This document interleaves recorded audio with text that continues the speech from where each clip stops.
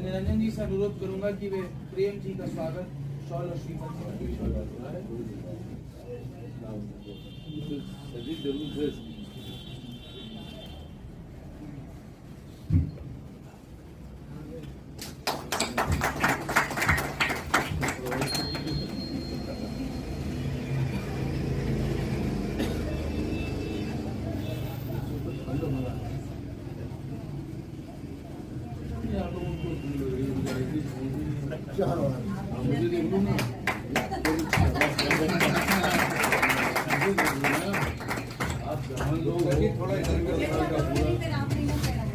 थोड़ा इधर भी देखिए। हाँ फोटो भेज रहे हो एक्टिंग करूँ क्या भेज दें तो और अच्छा फोटो आएगा। चलिए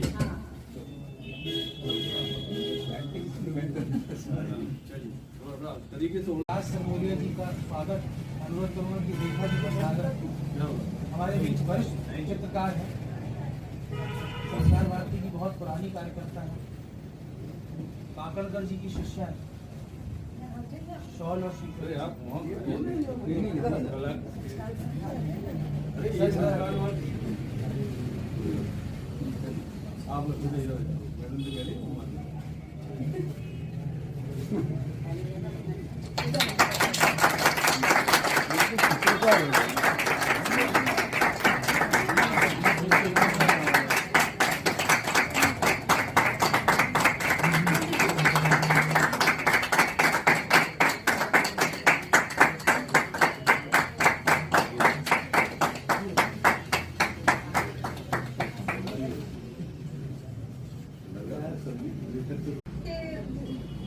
देखा हमको मेरे को महादेवी वर्मा अवार्ड इंदौर में मिलना था, तो मैंने कहा बाबा मैं सिर्फ 2 दिन के लिए जा पाऊंगी, आएगी तो ना तीसरे दिन तेरे को इंदौर पहुंचा देंगे।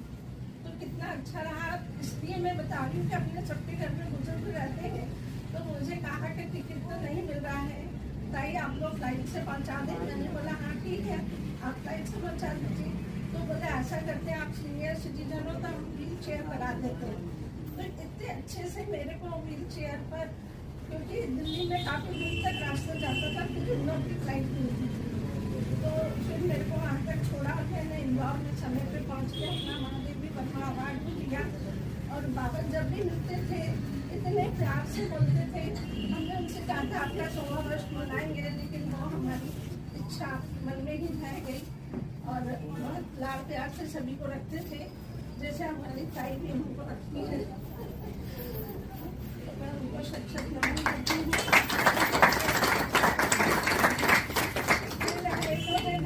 बैठ जाएंगी, कई कहानियाँ कह जाएंगी जो बाबा के साथ समय निकाला है, हमने समय के साथ रहे हैं। भले ही बाबा चले गए, किस्मतियाँ शेष रह जाएंगी, रंग भूल जाए रेखाएं रह जाएंगी, रंग भूल जाए रेखाएं रह जाएंगी। मैं अपनी वाणी को विराम देती हूँ और अपना कबीरा खड़ा बाजार से लिया गया है, और मोको कहाँ ढूंढे बंदी, जो कि बहुत ही फेमस और विख्यात रचना है, उसको हमने एक भजन के रूप में बनाने की कोशिश की। मोको कहाँ ढूंढे बंदे, मैं तो तेरे पास में, मैं तो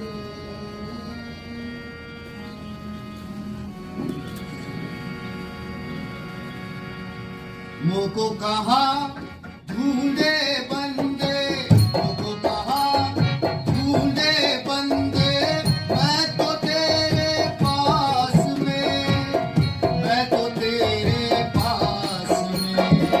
मोको कहाँ ढूंढे बंदे, मोको कहाँ ढूंढे बंदे, मैं तो तेरे पास में।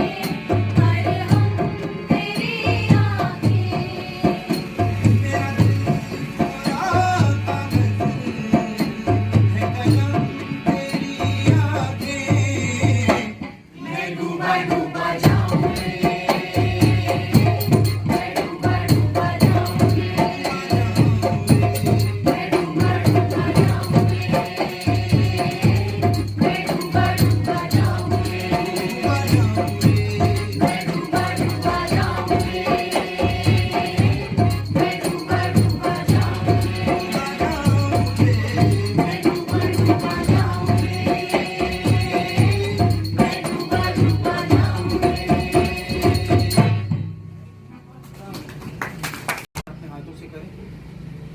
शॉल, श्रीफल, नहीं फूल।